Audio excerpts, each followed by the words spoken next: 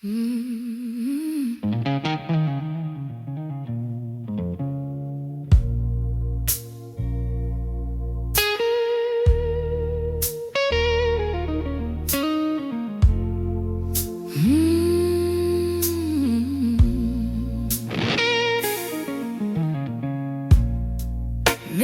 talking to the ceiling with your name upon my lips.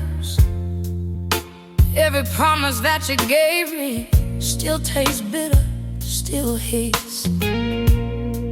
I tried whiskey, tried silence, tried running far away, but every road keeps leading back to you, back there yesterday. 'Cause it still burns inside like a flame I cannot run. Your love is my addiction. You were never done. I'll scream your name in shadows.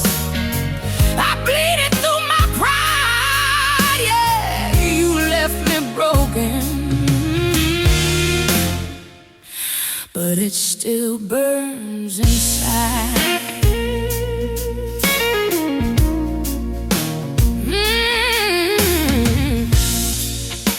Your jacket smells like trouble. Your ghost sleeps in my bed. Every song on this old radio brings back the things you said. They say time heals the heartache, but time just tells the truth that some loves are forever, even when you lose. 'Cause it still burns inside like a fire in my veins. I've tried loving someone else, but it all feels the same. I curse your name at sunrise. I miss you every night. Yeah, you left me lonely, but it still burns inside.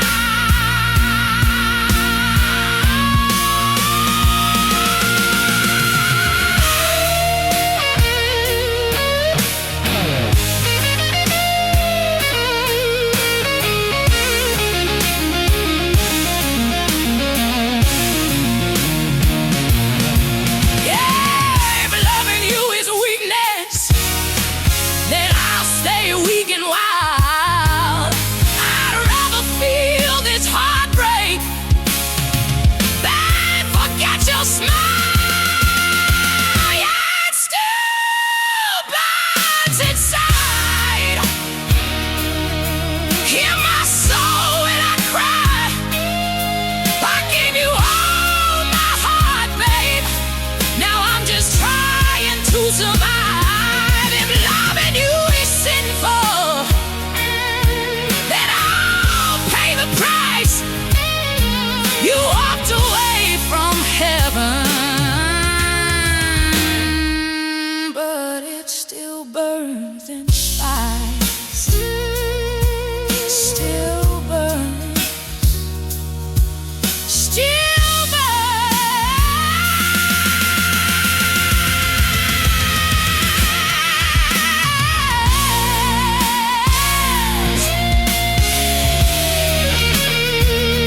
still burns.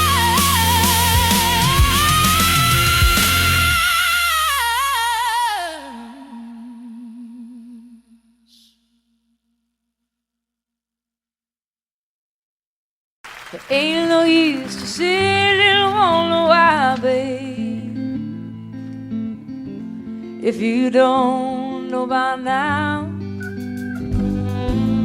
Ain't no use to sit and wonder why. It'll never do somehow. Oh, when your rooster crows out the break of dawn, look out your window and oh, I'll be gone. Oh, and you're the reason I'm traveling on. Don't think twice, it's alright. Ain't no use in turning on your light, babe. The light I never known. Oh, now it ain't no use in turning on your light. I'm on the dark side of the road.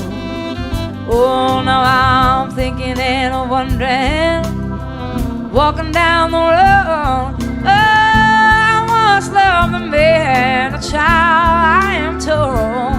Oh, I gave him my heart, but it wanted my soul. Now don't think twice, it's alright. Ain't no use in calling out my name, boy, like you never done before. Oh, now it ain't no use in calling out my name now. I can't hear anymore. Oh, I wish there was something you might do or say. Oh, to try and make me change my mind and stay. Oh, but we never did too much talking anyway. Now don't think twice, it's alright.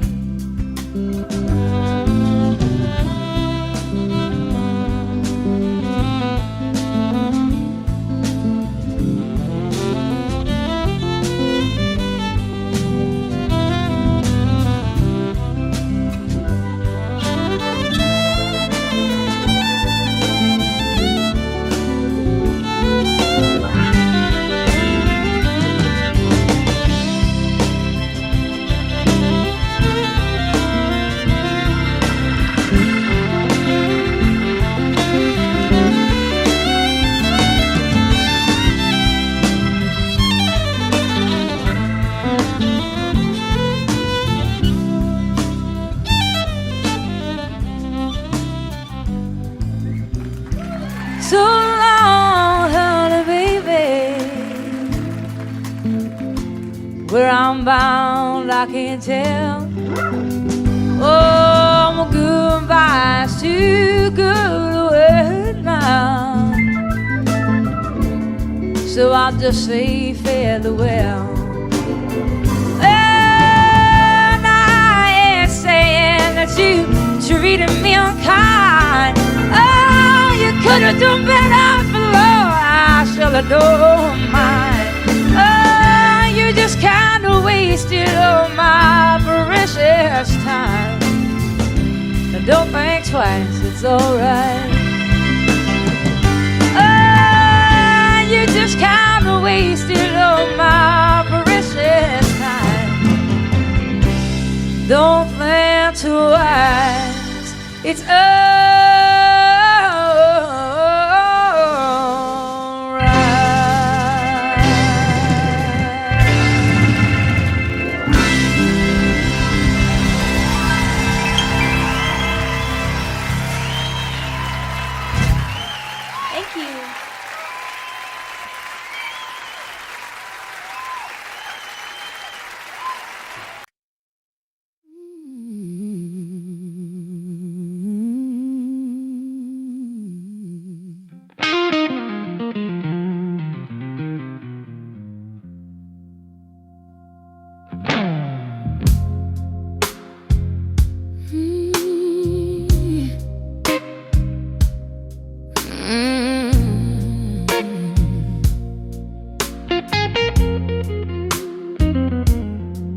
midnight talking to the ceiling with your name upon my lips.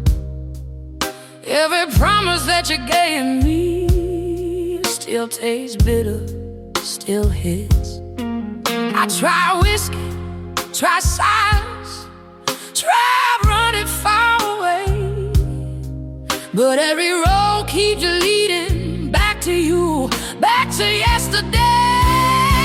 'Cause it still burns inside like a flame I can't outrun.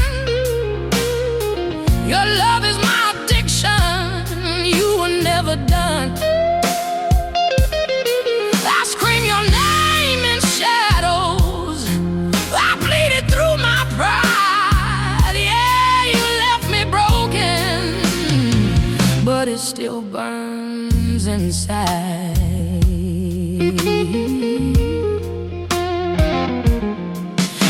Your jacket smells like trouble. Your ghost sleeps in my bed. Every song on this old radio brings back the things you said.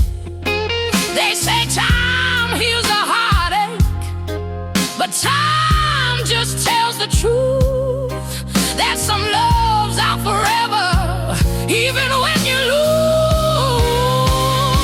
'Cause it still burns inside like a fire in my veins. I've tried loving someone else, but it all feels the same. I curse your name at sunrise. I miss you every night. Yeah, you left me lonely, but it still burns inside.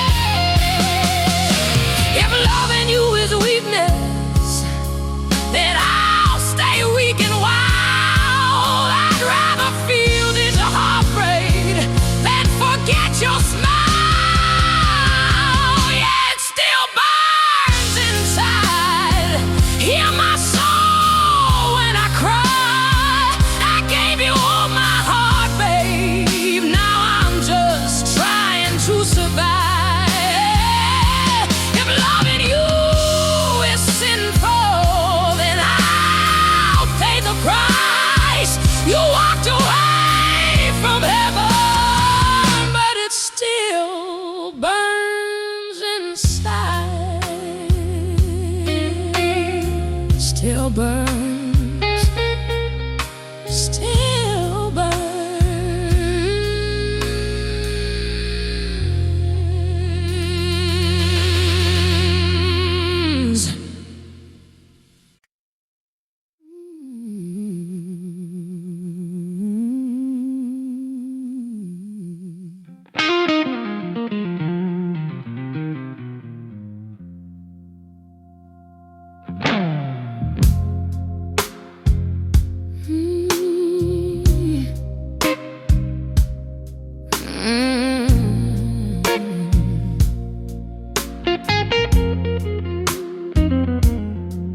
Midnight talking to the ceiling with your name upon my lips. Every promise that you gave me still tastes bitter, still hits.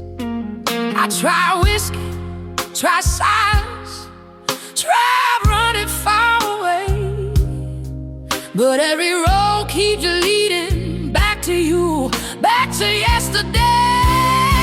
'Cause it still burns inside like a flame I can't outrun. Your love is my addiction, you were never done.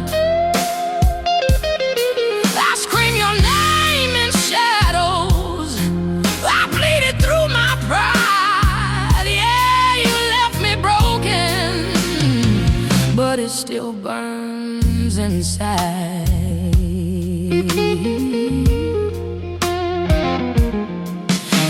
Your jacket smells like trouble. Your ghost sleeps in my bed. Every song on this old radio brings back the things you said. They say time heals a heartache, but time just tells the truth that some love's out forever, even when you lose. 'Cause it still burns inside like a fire in my veins. I've tried loving someone else, but it all feels the same. I curse your name at sunrise. I miss you every night. but it still burns inside.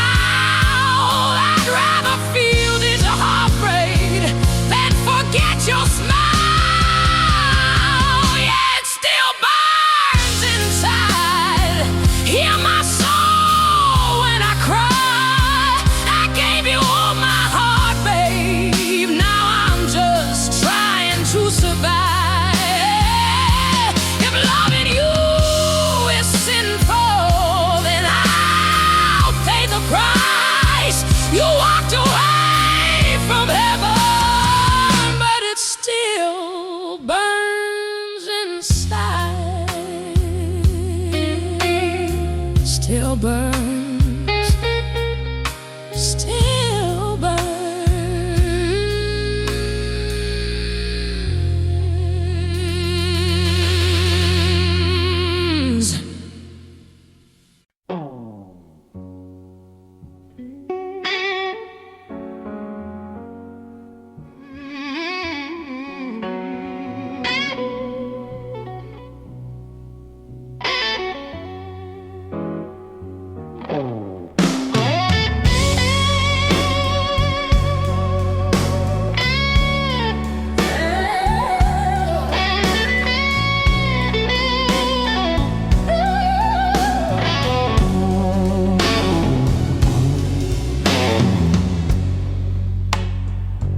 I hear you in the silence, like a whisper through the rain.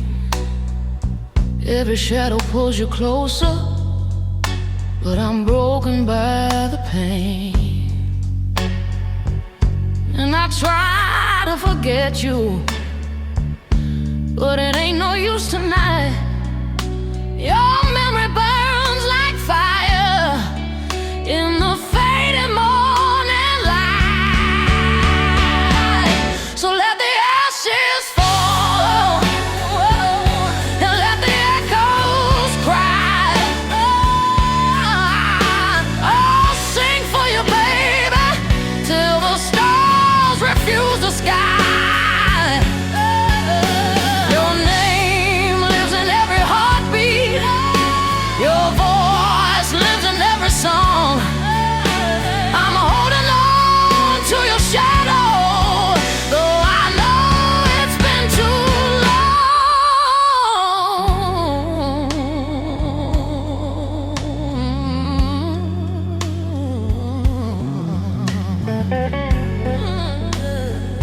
Your silhouette and candle glow brings fire to aching bones. I trace your name in empty rooms, but find I'm still alone. And maybe time will heal these wounds. Maybe hearts can learn to fly. But right now all I feel is love that never dies. So let the ashes fall and let the echoes cry. I'll sing for you, baby, till the stars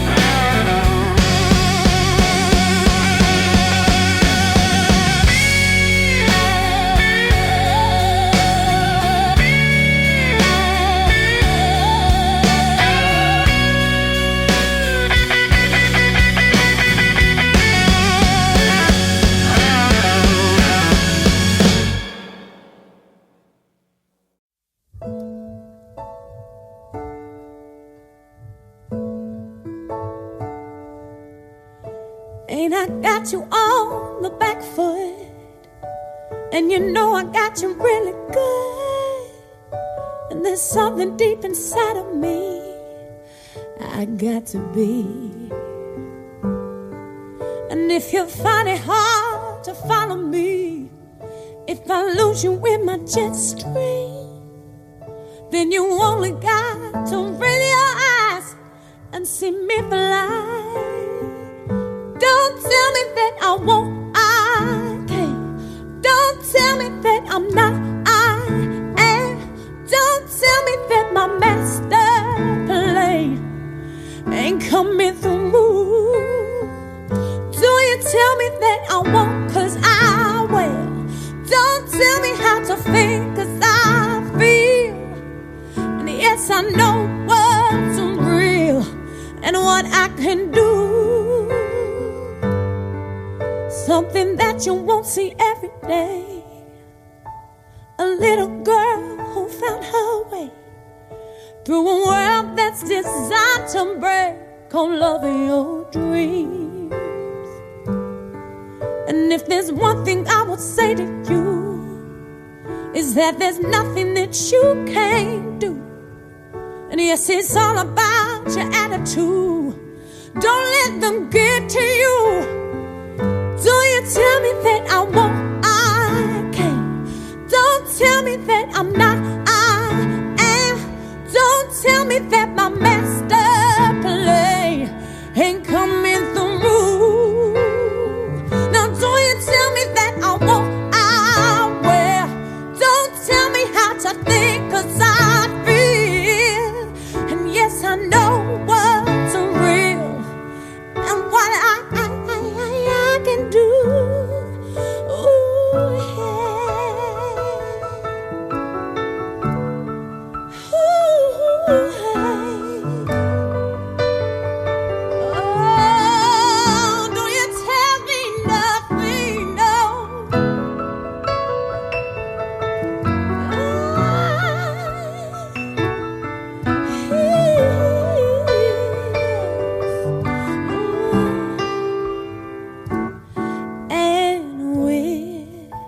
Singing in our own voice, we can make that choice to be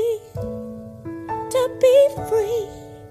Yes, we're singing in our own voice.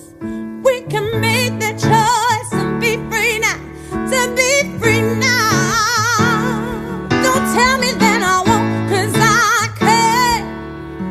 That I'm not, 'cause I am. That my master plan ain't coming on through. It's coming on through. Don't you tell me that I won't, 'cause I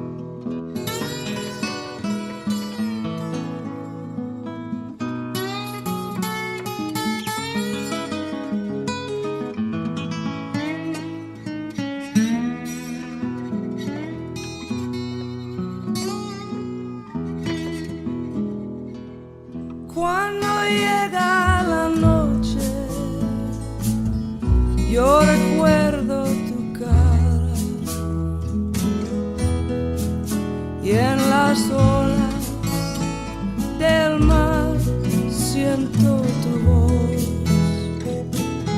y en la luz de esta luna es tu piel que me roza, y esta brisa azul trae tu corazón más cerca de mí.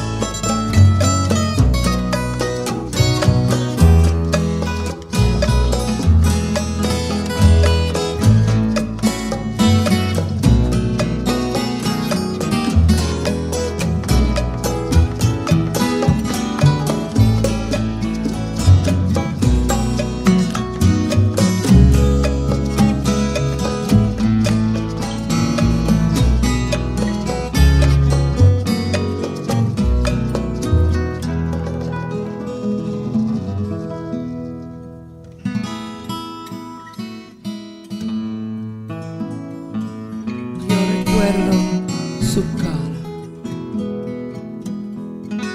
y en las olas del mar yo siento tu voz, y la luz de esta luna es tu piel que me roza, y este brisa azul trae tu corazón más cerca de mí. Esta brisa azul trae tu corazón más cerca de mí.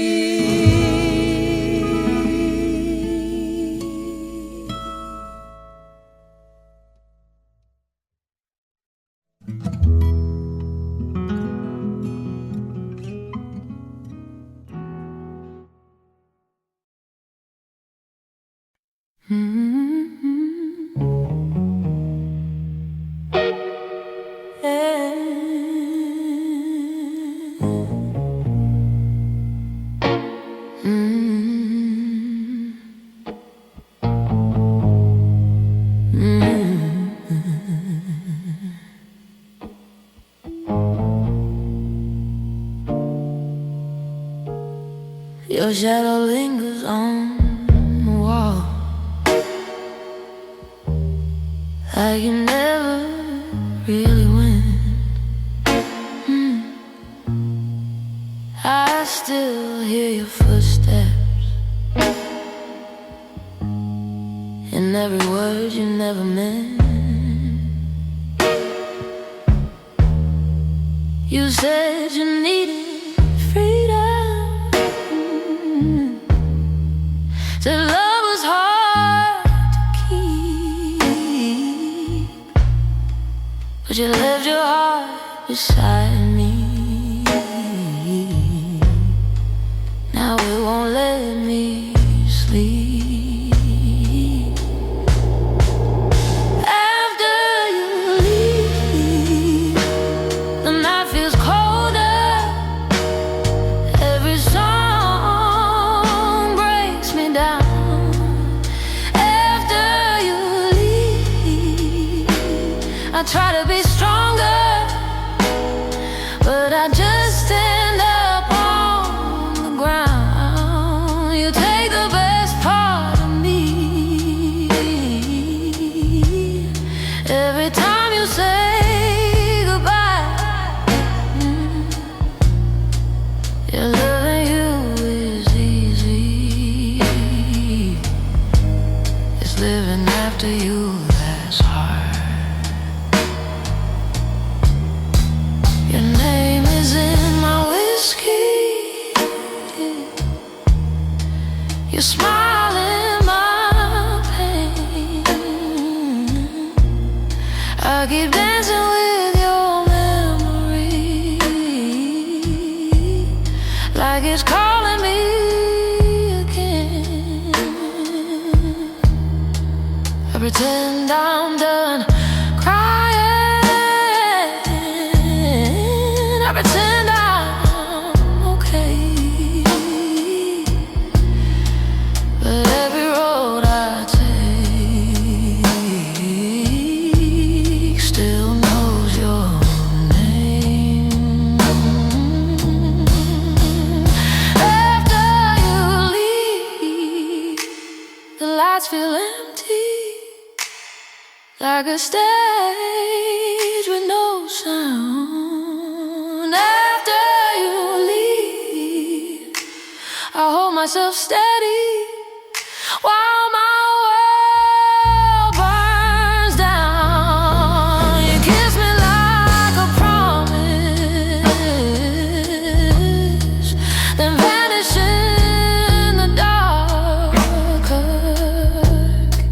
Your loving you is easy. It's living after you that's hard.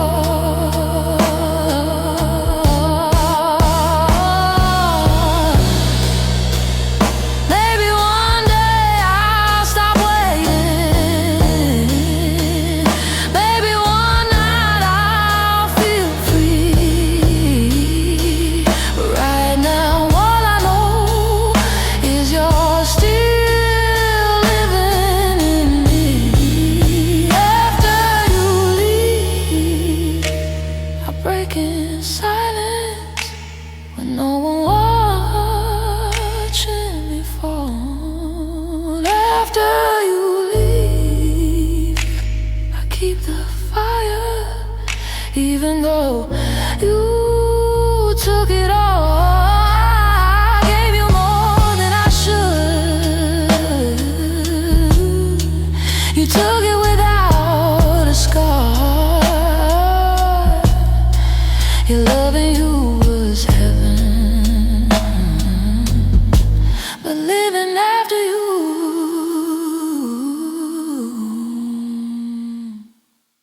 is hard. After you leave, I'm still here.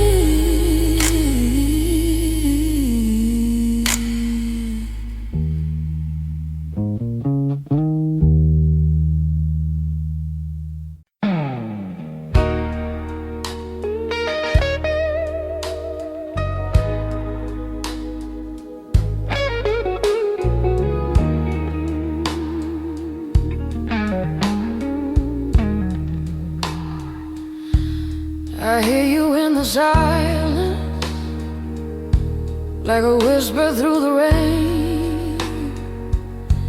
Every shadow pulls you closer, but I'm broken by the pain. And I try to forget you, but it ain't no use tonight. Your memory burns like fire in the fading morning light. So let the ashes fall and let the echoes cry. I'll sing for you, baby, till the stars refuse the sky. Your name lives in every heartbeat. Your voice lives in every song. I'm holding on to your shadow, though I know it's been too long. Your silhouette and candle glow brings fire to aching bones.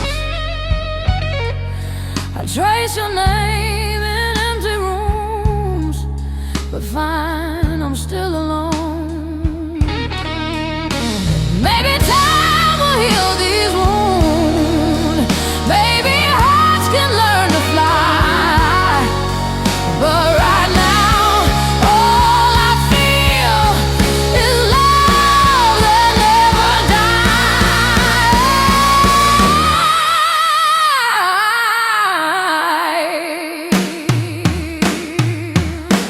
So let the ashes fall and let the echoes cry. I'll sing for you, baby, till the stars refuse the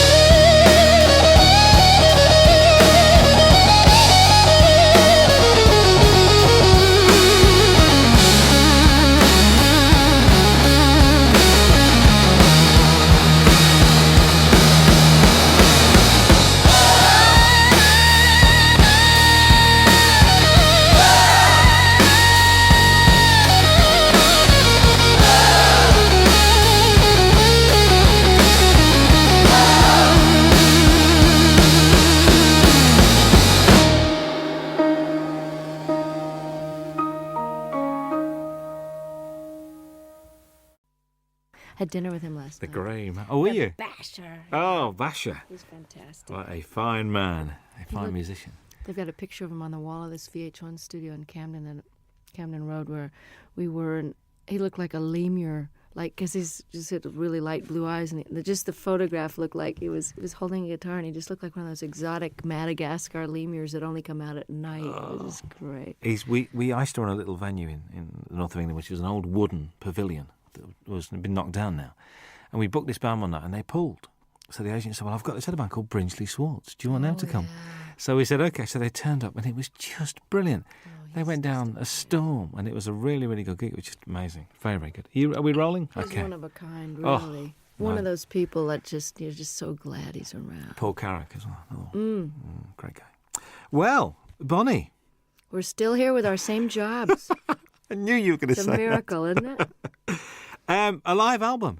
And about time too. Tell me about it. Yeah. Not from lack of wanting. Really? So why now?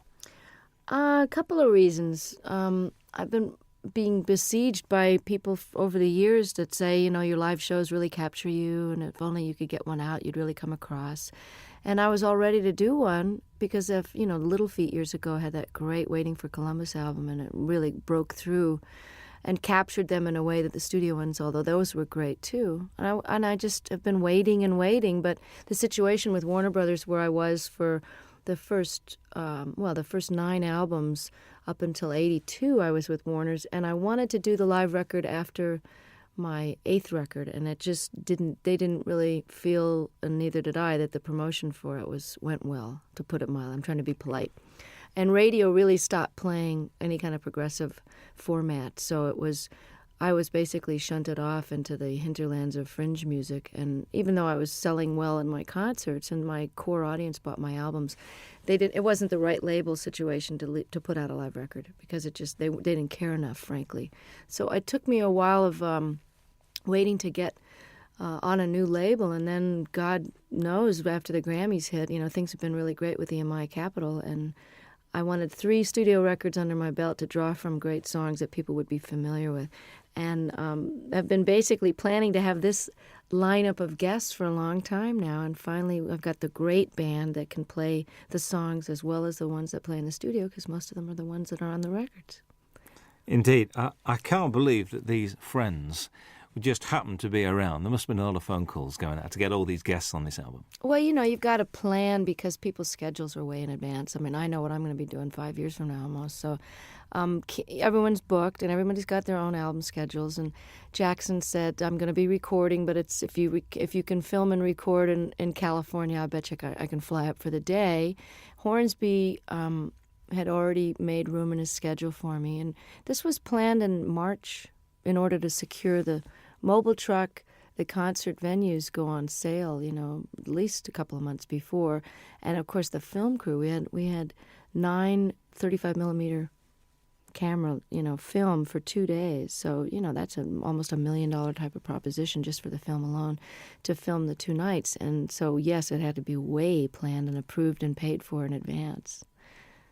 But I must admit, the sound of the album is one of the best live recordings I've ever heard. Oh, fantastic. And I'll tell our engineer that, because he worked his you-know-what off trying to make it.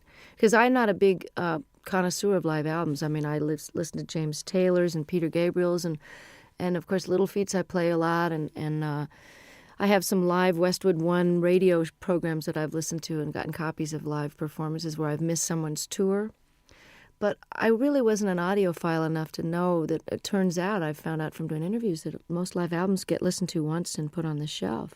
So Ed said, he really wanted to go for, making this the best live-sounding record he's ever heard. And he studied a lot of them about how much the room echo to leave in, and how much clapping between songs and how much talking. Where there was a lot of deliberation that went in. And, of course, each song is from sometimes a totally different night in a totally different hall. So there's a lot of post-production work that went into this. And it works so well. A couple of things. Vince Gill has described you as the wildest lady he knows. All right, Vince. What do you think about that? I think he's the guy all of us would love to get wild with, actually. He's the nicest star. Well, actually, Brian and Bruce and Jackson, my special guests, are pretty nice, too, in the unneurotic field. You know what I'm saying? Like people that are just folks when you meet them. I don't know if that was your impression, but I know that Vince and I, over the years, I mean, when he was in Pure Prairie League and I was still on Warner's, we ran into each other, and we actually did a duet together when he was first a solo act. We did a song called Let's Do Something Even If It's Wrong. And he and I were both kind of wild. I don't mean that in a biblical sense. I just mean, wild rockers. We didn't get into this line of work because we like to go to bed at 9 o'clock. Well, you don't start till late anyway, do you? It's not late. You know what? I get up early when I'm off the road. I like the daytime hours, because if you're not up partying at night, there's really no reason to be up past midnight unless you just get into one of those great moments when you can write and you're reflective and everybody else is asleep. But I've started to really like the early morning dawn hours. In London, when there's nobody else around, it's very good. I was in New York last year, and we drove out of the city we just drove out for about an hour at about 6, 7 o'clock on a Sunday morning. Nothing in New York. Very strange feeling. I bet it was very bizarre. Strange. I bet. Very, very weird. Do you think your marriage has given you a different outlook on life? Have you calmed down or not? Or do Michael and you have a sort of a thing, I don't think marriage has much to do with the calming down. I think just getting older, from your 20s to your 30s, there's a certain calming down, and I don't know about your life, but most of the rockers I know, and by rockers I mean not such as a musical categorization as in party as much as you want and can get away with kind of a thing. Like I would never jeopardize my job or walk around stumbling, and I never was one of those kind of visibly out of it kind of a person where people would comment on it. It was more like a private thing after the show, but lifestyle changes in your 30s are necessary if you want to keep your wits, your memory, your looks, and your health, not to mention the most important, which is your music. So even though I never jeopardized my job, I think my effectiveness, how many hours of the day I was able to be productive, was starting to get affected by my extracurricular activities. So my calming down that way happened in my mid-30s when I kind of quit drinking and took up yoga and bike riding and doing all those things with the ravages of time, so that you end up feeling more energetic and more able to do your gig and have more fun, because it just isn't fun to feel bad, you know. I mean, I know some people make a career out of it, but the feeling bad is for the young. And marriage has just been, it's a challenge, and it's very adventurous, and it's exciting to know that somebody's not going anywhere when you have a big row. But it's also comforting to know that there's a level of commitment that makes the rough times more doable, and that makes the sweet times very, very deep. And, you know, the learning about each other and learning about yourself. Stuff comes up in marriage that didn't come up when you're living together with other, you know, I didn't live with Michael until we got married. And you repeat patterns in your parents' marriage, whether you wanted to or not. And I found that to be a very big surprise, because it didn't happen before until you get married. I think you hear those words coming out of your mouth and you go, there she is. There's that mom thing again. Bruce Hornsby appears on two very different songs on this album. Very much Think Called Love and I Can't Make You Love Me. I mean, he's not only a great musician, but a really nice guy. And these two songs not only show the diversity of your talents, but also his as well. Was that why you asked him to play on those two songs? You know, it was one of those things where on the tour we did together last year, we did a 4-month double bill of the Outdoor Sheds when my new album was out. And it's quite obvious that I'm just think the world of him. I mean, and he made such a difference on I Can't Make You Love Me. And then he invited me to play on and sing on his last record before this current one. Then we did the tour together, and as an encore, he came out and played the accordion, and he's a great practical joker, so it was a way to keep him off the monitor man's back, where he would probably have given me nothing but hi-hat and the monitors and messed with my sound on stage. So I kept him out of trouble by having him on stage, and, you know, he's my favorite singer and writer, I think. It's just, you know, Prine and Jackson Browne and him, that's it, and Paul Brady. I Can't Make You Love Me, I can't even imagine recording live without him on it. So he was very gracious, and I just got to participate in his PBS special and got to play with Pat Metheny, the three of us on stage alone, singing The Tide Will Rise. And it was just absolutely a highlight of, you know, my respect for those men is just unbounded. And his musicianship is far surpassing anybody in the pop world that I know. You know, he's really as nice a person as he is a genius, too. Whenever I bump into him, it's like, you know, and it's like he sits down and he talks to you and he takes time. Mm-hmm. It's never, so I've got to rush now. He's just one of those guys. And I thought his current album, is very, very good. I do, too. I mean, he's really a jewel, you know, and such a normal guy, just like Don was. And it's interesting because I've gotten to know Brian the last few days more because we've been hanging out at the Top of the Pops. And he also is totally without any kind of ego attitude. And, you know, he's not neurotic and paranoid or any of those stuck-up things that people get when they get to be a big shot. And I'm so lucky to have these guys as models because they've been famous longer than me. You know, Hornsby came out of the box with big hits, and he's just nonplussed, totally regular guy.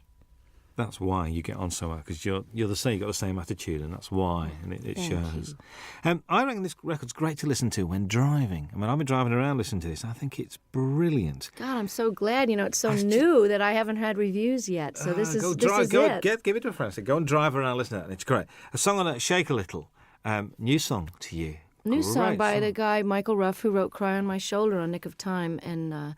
I listen to so many tapes of things where people have a cover letter that says, this is so perfect for you, we've had you in mind, and then it's just dreck. So I appreciate the thought, but, you know, I don't know whether to throw a bucket of water on them the next time I see them or just never answer their phone call.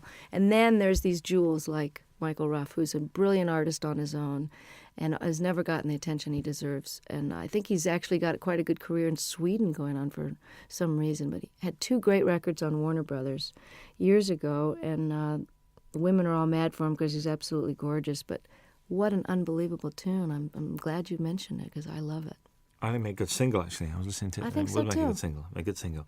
Matters of the Heart is haunting. I mean, that's one where I think you mentioned this capturing the audience. You could hear a pin drop in that auditorium. They're all there as one, I think. I mean, was And that... hadn't heard the song before too. So that No, was really which is great. like, ugh. Yeah. And, I mean, did you feel that was a special performance that night with them? Exactly. That was why we picked that night's performance. I mean, all the great part about recording 6 nights is that we really got the best performance of each one. It was hard to choose sometimes, but there was always one that had that pathos and a unity of, whether it was a spontaneity or just not thinking about it. Everybody forgot about the tape, and the audience, for whatever, it's almost like a great meal or making love. There's just that one evening where it's that you're doing the same thing with your lover that you've always done, but it's just fitting and feeling perfect. And that this track has got a soulfulness to it, kind of a Ray Charles thing that, Michael McDonald is an incredible writer and singer. So the fact that to wrap myself around one of his songs like this is, you're as good as your material. And like I Can't Make You Love Me, this is one of those classic songs. I think what's nice about this record as well is it's not Bonnie Raitt's greatest hits live, which I'm so pleased about. It's a real, it's almost it's a comment and it's a reflection. Was that purposeful, the way you selected the songs? Yeah, and I'm glad to hear you say that. This is terrific that it's coming across, even in its shortened one-disc version of the 2-hour concert. I mean, we were actually surprised, Don and I, when we had to narrow this down, that this played as well, and we almost like this order better than the ones with the extra 4 songs on it. I had no intention of doing a greatest hits, because why would somebody want to buy it? Well, I suppose they would want to have all those so-called hits on one record, but why not try letting the songs go out the way they've evolved over the last few years? I mean, Love Me Like a Man, I recorded in 1972, and the guitar solo is never going to be the same twice. And certainly Have a Heart and Love Letter and different songs from Nick of Time, all of these songs have taken on their own character depending on the tour that we play them. Each tour, everything gets a little shifted by the band members, because just to keep it interesting, but also they just grow. Tempos are changed, Have a Heart has a kind of a South African guitar part on it, and that's partly because I've got one of the greatest guitarists as a foil now, George Marinelli, who used to play with Bruce Hornsby. So I wanted to add something different to the older songs and give people, we got 6 new songs, so it's a little bit of everything. I think so. Charles and Ruth, I'm pleased they're on there.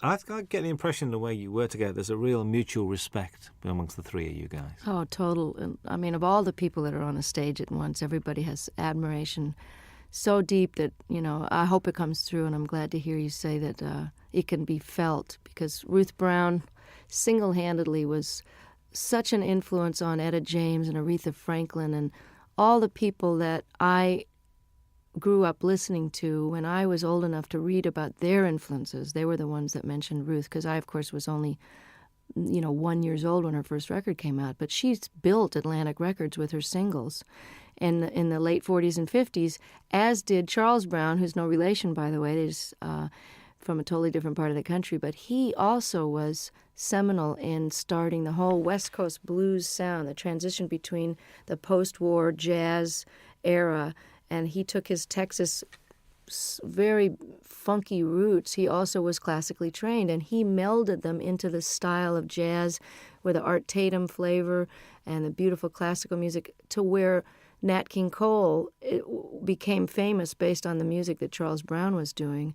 And, of course, Ray Charles is a direct descendant, although he doesn't credit Charles, and has never turned around and really helped him, nor have Chuck Berry and some of the other people that really grew up idolizing him. And I always felt it was strange that the great rhythm and blues artists and the white artists of today, who owe such an incredible debt to these pioneers, would not only not put them on the show, or at least throw some money towards the organization out of which they can get some health insurance, since they didn't get any royalties.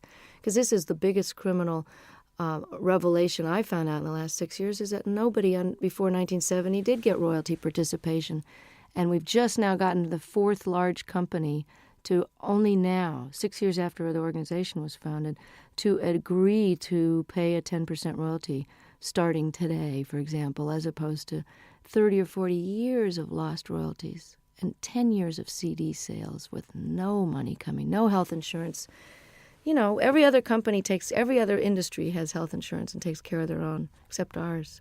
So this is a call out to the other artists that are listening and fans to make sure you support the reissues that are paying royalties, and don't buy the bootlegs, and don't sell the records direct. You know, send the money directly to the artist, believe me, before you rip them off for the third time.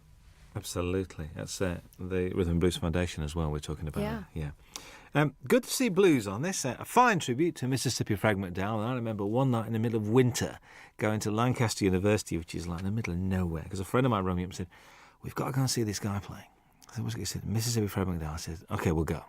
Went along, there was 8 people there. But the guy putting it on loved him, and it was obvious. The guy running the gig said, "Look, I spent my money on this, and just come and enjoy yourself." Isn't that the greatest? Because Fred, I'm telling you, was the most exuberant blues man. You know, they always say, oh, they're so full of pain and grief. I mean, Fred loved to play more than anybody I ever saw, and they're just re-releasing I Do Not Play No Rock and Roll, one of the greatest double albums, and I think it was recorded here in London.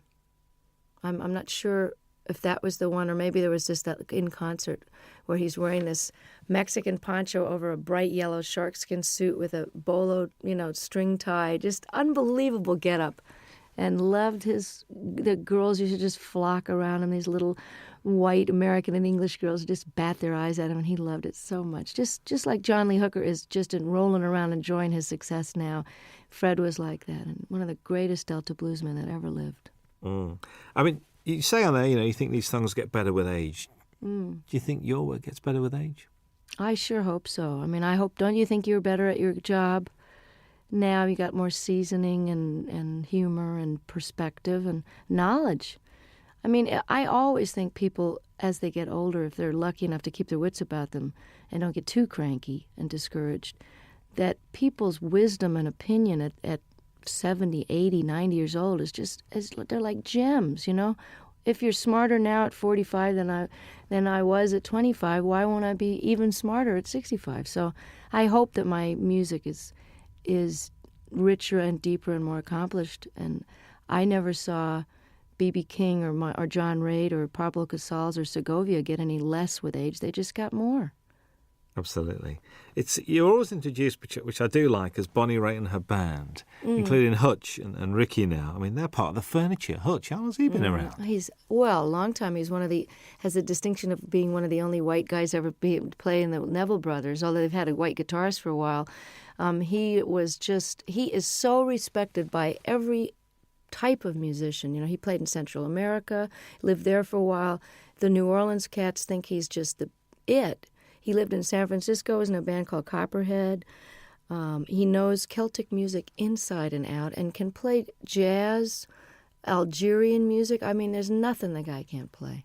And if you ask him a question, he can give you every detail of every side musician. So he's like a walking encyclopedia. These are sort of nice guys to have around, I think, to contribute to what you're doing. Oh, I'm so lucky to. And this is the best benefit of success, is that while Hutch has been with me for over 10 years, at whatever salary level I was at, he was with me during the rough years in the 80s too, rough meaning couldn't pay very much. Ricky, who has been a successful producer living in Australia, doing film scores and, just co-produced the Boz Scaggs album. And, for those of you, Ricky Fattar from South Africa, he was in a young band called The Flame that was quite famous and was in the Beach Boys for a while.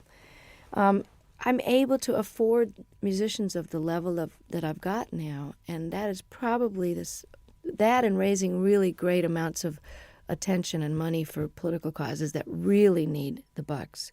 Those are the two most incredible aspects of my success that have made the biggest difference, that and good catering, backstage, to actually eat food that hasn't been sitting there for 4 hours. But to be able to play with Ricky and Hutch and have them leave home and come and play with me it's like a dream come true to every night have these guys. And that's why this record was done now. That's why I say in the liner notes, this was the time and you are the reason.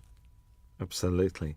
Jackson Browne had to be here, really. I mean, there aren't many stages that you and him haven't shared over the years, mostly benefits as well, actually. But, to do Opening Farewell is just a bit special, I think. And, we didn't know what we were going to do. I was going to cut this wonderful reggae tune that he did on his last record called I Hear Your Heart Beating Everywhere. I love that song, and I thought we could have a duet, kind of a, We Be 40 kind of a thing. I don't know. And we tried it in my key, and it just didn't sound as good as his. So I said, well, maybe we should send the band off to the wings and just sit here and play Opening Farewell. And it was just done. He came and never had a chance to rehearse it. He never had sung it in that key, never sung a harmony part. And all of a sudden, we're filming and recording it for the history, and he was really a champ. I can barely look at him because I love him so much, and he's so gorgeous and never changes. But yeah, I said that he had to be on the live record because he knows too much about me, and I'm afraid he's going to talk. He knows where the body's buried. Well, I know where his skeletons are buried too. There's an argument that drink and drugs have added to some of the finest music and literature, and also that all the great artists have got to be a shade crazy. Eccentric, crazy, call it what you will. What do you think about that? Totally agree. It's true that some of the greatest works of literature that are currently recognized and studied by even the religious right as great works of art. Hemingway, all the great works of the 20th century, certainly that whole revolution in the 20s, people were faced. I don't know what the expression is over here, but pissed or whatever. There are a lot of that whining and writing about your mother and tortured. A lot of that stuff, when you know about addiction, you know where that mentality is coming from. Well, that's what makes great artists torture. And artists torture themselves. And the myth is that you can't be, quote, funky or as deep or as soulful or as funny if you're not sort of loaded or hungover, is blown by the fact that John Hyatt and Stevie Ray Vaughan and some of the greatest artists of our time are still kicking, sober. So, and I'm here to tell you from that song that's on this record, and I don't know if it made this cut. Did Feeling of Falling get? I think that's the one we did leave on. I'm not. Yeah, because I want to let people know that just because you're straight doesn't mean you're not totally miserable and twisted sometimes, and it's out of that angst and misery and longing, which is just part of being alive, which you feel more acutely when you're not anesthetized, that some of the most powerful stuff has come out of my guitar, because it's excruciating to be awake. So it's just a different kind of art. If anybody thinks I'm not miserable, look again, and sometimes it's a lot easier to just toss a few back and forget about it, It's trying to be awake all the time that'll get you some good blues tunes. Most definitely. The old tortured theory goes out the window there. And there's this song with Bryan Adams. What's the story behind this? Did you call him or did he call you? Or if someone was to say to me, okay, you got a new album coming up, and, you've been on the road with Longing in Their Hearts, and you have this ballad here, and you found this Michael Ruff song, but you know what I'm really missing as a rocker? I just wish somebody that I really love would call me up. And it was like the universe answered my prayer, and I get this phone call from Brian, who I haven't heard from for a few years, and he says, I wrote you this song with this woman, Gretchen Peterson. I hope you like it. It's on the way. I listened to it. It's like tailor-made, great lyrics, a tried and true topic, but set in a very clever way. You need a rock, not a Rolling Stone. Simple, straight-ahead rocker. And then on top of it, his album was postponed, so as we got closer to the live recording, I went, oh, it would be really great, as if he could sing this with me. And he did. He said, I'm coming.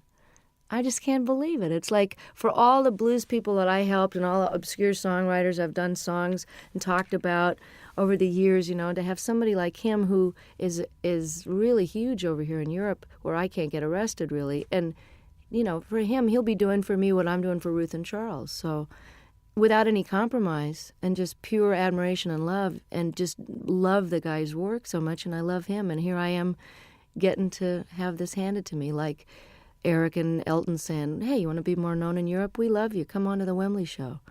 that's the payback, is that it all goes around in a big circle, and then I get more well-known, and I can bring Charles Brown over to Europe. So that's the way it works, Oh, that'd be very pleasant, actually. Very nice indeed. There's 3 songs that run together. There's Longing in Their Hearts, Love Sneaking Up on You, and Talking Heads, a storming version of that. All right. Were they the same night? Because they just run together. I think they are the same night, actually. But they were pretty slamming all. Sometimes we do Come to Me in the Middle, which we didn't have room for on the record. But again, you can get it on import, probably. I always thought of doing Burning Down the House since I first got the idea. I've always wanted to cut the song, but I had no idea whether we would do it on this record or whatever. I didn't know if it would make the record. It was just one of those sound check into the last encore of the night. And, by the time you're at the encore point, your fans are so nuts. You can basically play Rachmaninoff's symphonies and get away with it with a reggae beat. But I love Talking Heads. I love this song. Always heard it with slide guitar. And it's very similar in the clavinet part to Love Sneaking Up on You. So I had them as a segue, like half of Burning Down the House into Love Sneaking Up on You. And about 3 gigs into the tour, all the reviews were mentioning, and the audience was jumping up and standing. They were mentioning Burning Down the House. So Don suggested, he said, hey, why don't you just finish the song and flip the order and stick it on there and we'll put it on the record. And I said, no, nobody's going to go for that. And hey, I like it. Listen, it works really, really well.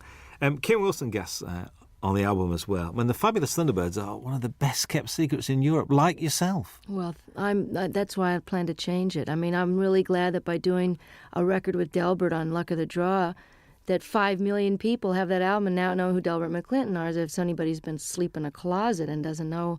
The other great white singer of rhythm and blues is Kim Wilson, and one of the greatest living harmonica players.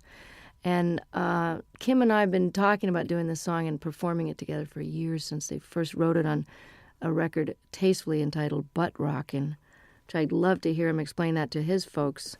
Oh, son, what's the name of your new album? Well, Mom, we decided to call it, So if I can get Kim more exposure in parts in the, for the moment that I'm in the sun here, and just let people know how brilliant this guy is, I'll be able to die happy, because he is just incredible. You know what? Listening to this record, I do have a problem, because I'm not now going to be able to say to people, you mean you don't know who Bonnie Raitt is? This is causing me a bit of disturbance here, because it looks like the single's going to work, and if the album works, you've knackered a lot of the things that you know who Bonnie Raitt is, and they go, who's that lady who sang that song? See, I'm enjoying coming over here and still being a cult artist, and that, now I'm getting all letters from the people in the States going, you were mine for 20 years, and now I really resent the fact that everybody knows who you are, and they're playing you in the supermarkets. But I wrote the guy back, I said, hey, 20 years in small theaters, can't you cut me some slack? I get to have Ricky Fataar in the band and Hutch. Let me have a moment in the sun here, and while these rhythm and blues artists are still around, and while Kim deserves to be heard, let me show the rest of America about these guys. And I feel the same way about Europe, but if I'm a cult artist over here for a while longer, it would just be very nostalgic for me. I think so. It was a joy last time to walk into the Palace Theatre in Manchester and see it sold out. Wasn't that exciting? Joy. I'm inching my way to notoriety over here. And, I'm really thrilled that this record, that you think it's great, because I'm so proud of it. I mean, it took me a long time to get these songs together, and I took a lot of care in the mixing of it and the choosing of them. And I think if you're coming into me new, that you'll be able to get a good glimpse of what it was like before and some of the blues stuff. And, I don't think anybody should be determined by their latest single. So, I'm not a singles artist. So if you've never heard of me and you hear the Bryan Adams track and you like it, check out the rest of it, because there's a lot of good people on there that deserve to be heard while they're still able to play. I think so. I think how anyone cannot be moved by Jackson Browne's version of Stay, I will never know.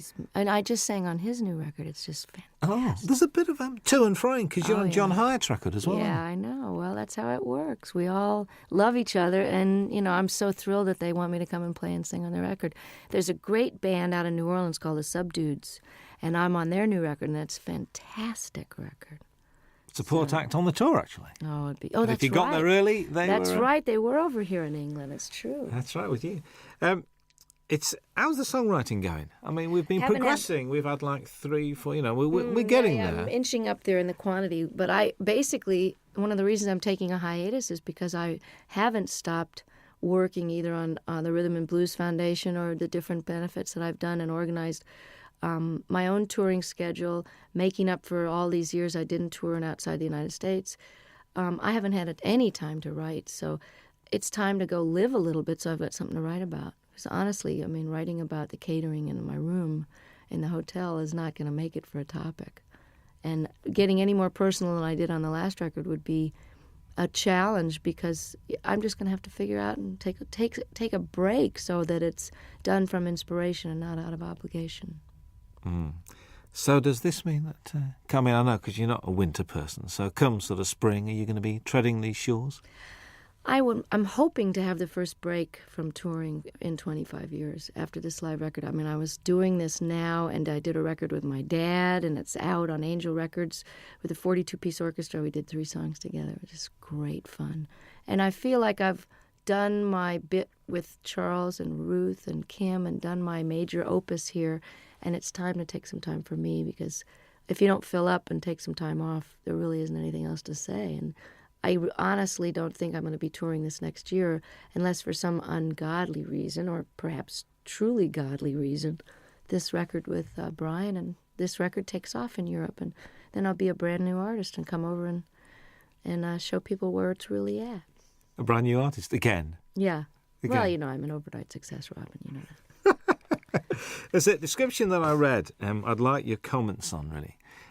After years of singing about broken hearts, faithless lovers and no good men, Bonnie Raitt entered the 90s at the peak of her already lengthy and impressive career. Has the 90s been good to you, do you think? Oh, yeah, definitely. I mean, I don't think you could argue with the kind of Cinderella story that happened to me when I well, just a lot of changes were made personally before the Grammys happened, but I think in your 40s, while, like as I was mentioning before, it's a little harder to be older and awake, it's also easier and more fun to be wiser. You know, does that make sense? It's easier because I know how to do things better, and I know how to handle stuff. I can handle my success. I can handle disappointments. I don't mind getting angry. I know that it's not going to last for 5 days. I'm just getting angry. So the process of growing up is happening now as it is for a lot of rockers because it's just sort of a postponed adolescence sometimes until your 30s and 40s, and then that's when people settle down.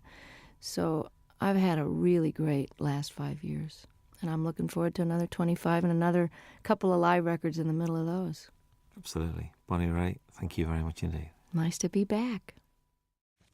Hi, this is Bonnie Raitt. Very happy to be with Robin Ross on your radio. I want to go to Dave, Scotland. If we send him a tape, right, he'll do a 2-hour special. Wow. He's like a big supporter, isn't he? These guys are just, you know. Thank you, Dave. Thank you for the homeland, for the young girl who's found her way back to your shores any minute now. I'm threatening to show up for Hogmanay again. Again? Oh, Well, tell people God. this time, will you? See, I'm the only one that remembered what happened those 3 days. The entire country was out of their minds. But the studio was. I'm coming back with a video camera because nobody in America believed it. You know, well, they had some sort of sponsorship. They had little bottles of booze on the table, and there was like 65-year-old people just totally clapping and yahooing it up, which is a little glimpse of what, like, a Crosby, Stills and Nash audience is going to be like in 20 years. You know, will be a bunch of old geezers singing, you know, just a song before you go. But they'll still be all applauding. And Sheena will be singing Morning Train, and me and Brady will be out there on walkers singing Thing Called Love. Yeah, I found another Brady Buncher. Curtis Stigers is a Brady Buncher. Yes, he is. Curtis Stigers is a Brady Buncher. I found somebody else as well. You know, guess who cut Paradise is Here? Cher. Heard it from Brady's lips today. I'm not kidding. That'd be great. Let's find it right now. Really? So that must be this new album because she's done the Mark Cohn Walking in Memphis. That's the single. So it'll be on the same Well, it's album. good. I'm glad that she's going to get them some wider attention, you know? Brady's record was great, wasn't it? Mr. Cummings won't know what's hitting. He won't know what to do. I know. He's great. I ring him up. I really wanted to do that song too, but Tina had already done it. I think that Cher track's coming out for Christmas as a Christmas single. Paradise is Here? Well, that's good. I'm glad. I mean, I don't know Good. who produced her, but I hope it's great. My engineer's producing Anne Murray's new record, which should be great. All right. Yeah, she's terrific. Mm. When I call you up. Remember when she Wouldn't did do an that? acoustic, would she? She should have done. She wouldn't do an acoustic for us. She's doing one now. Hello. I'll come in here and do one. Yeah. We had John Hyatt. John Hyatt did 2 songs. Did he? Yeah, John did 2 songs. Finn did 2 songs, did they not? Which is Neil and Tim Well, Finn. they just told me to come and talk. They did Weather With You, and they did Nobody Angel asked Street. me. We'll ask you. Anywhere, anytime. Well, you know Hey, we're you like. know. You could play the national anthem and we'd listen to. You know that. So, I'd play your national anthem. It'd be interesting. Yeah. It'd be good. Really good. Be good. So you're going to Scotland on this break? You're going to try and I want to. I was threatening to go to Ireland or Scotland over the weekend, but I'd like to come back when the days are longer, because it's too hard to come over here and have it get dark at 4. Yeah. Not if you're unless you Especially over that you way. know what I mean. If your Yeah, you could get nighttime over the hours West can be more Coast. productive, but I want to be able to see stuff. You know. Yeah. You were going to go around Ireland. Last time I spoke to you, you were going to I visit did Ireland. it once a long time ago, and I want to do it again. I may do it over the weekend. Just get down the country and see part of it. Well, I did get a whole week in did you? there. I did get a week in Scotland, a week in Ireland back in '91, right after the Grammys. Randy Newman's on Jules Holland on Tuesday night. You should get him in here. I'd love to. With Warner's, you see, Warner's a bit strange. So my best man when I got married is head of promotion at Warner's, and he won't let me do any interviews. He said, I leave it to the regional people. I said, but we're getting like 50 Randy's stations. great. I know. I mean, Faust is a great record. Lovely man. When's Bonnie Raitt Call on Peter later? Asher and tell him I told him that he should do it. Excuse Tell me? him who you talked to. Tell him all the people you talked to and how many stations We're you going to get. start to, we Just call him we got you directly. on, did we get 50 last time? Peter and Gordon. Tell him you're a Peter Gordon fan and call Peter Asher. Remember Peter and Gordon? I actually That's went Peter to see Asher. Peter. He's I said, I know. Randy's- he's But he used to Randy's manage manager. 10,000 Maniacs as well, didn't he? Yeah. He manages Little Feat. And now he's head of Sony, I think. That's right, I forgot. He got a new job. My former manager is was head of Atlantic, then head of Warner's, now he's head of Mercury. Moving Hello. around. We're gonna fire you. Here's $30 million. Get out of here. Oh God. Now you can pay the musician. Here's another label. Oh, Could you sign that for me, please? Are you kidding? Thank you. I've got great. I've got a shiny one because you haven't got shiny pens, have you? Can I have that on tape, please? You haven't got Robin any Ross has a shiny one. You haven't Thank you. Could you sign it for me?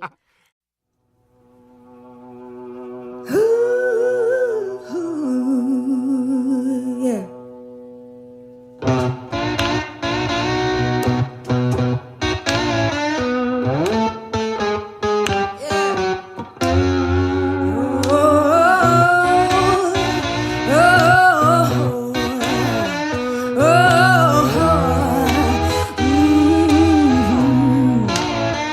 You better come on in my kitchen, yeah, 'cause it's going to be raining outdoors. Ooh, the woman I love, yeah, I stole her from my best friend. Some joker got lucky, yeah, stole her back again. Yeah. You better come on in my kitchen, hey, 'cause it's going to be raining outdoors. Ooh, the woman I love, yeah, I stole her from my best friend. That joker got lucky, yeah, and stole her back again. Hey, you better come on in my kitchen, 'cause it's going to be raining outdoors. Ooh, oh,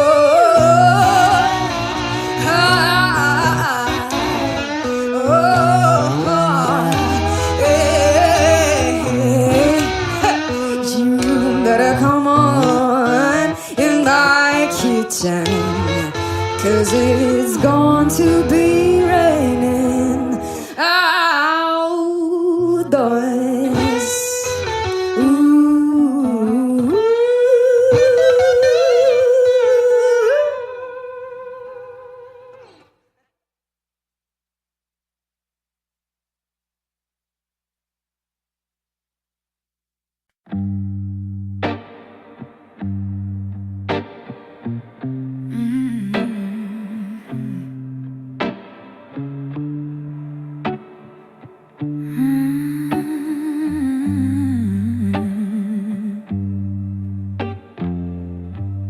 Your shadow lingers on the wall, like you never really went. I still hear your footsteps in every word you never meant.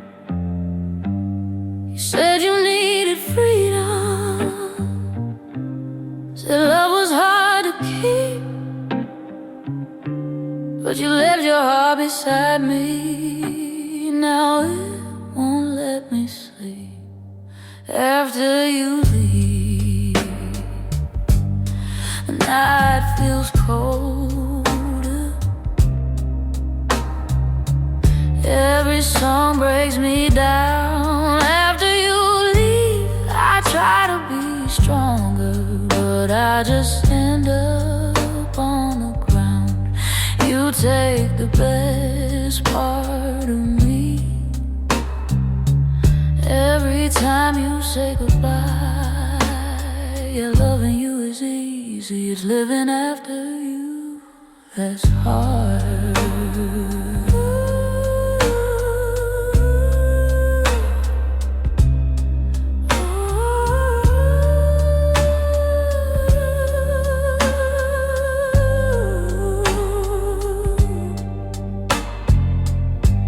Your name is in my whiskey,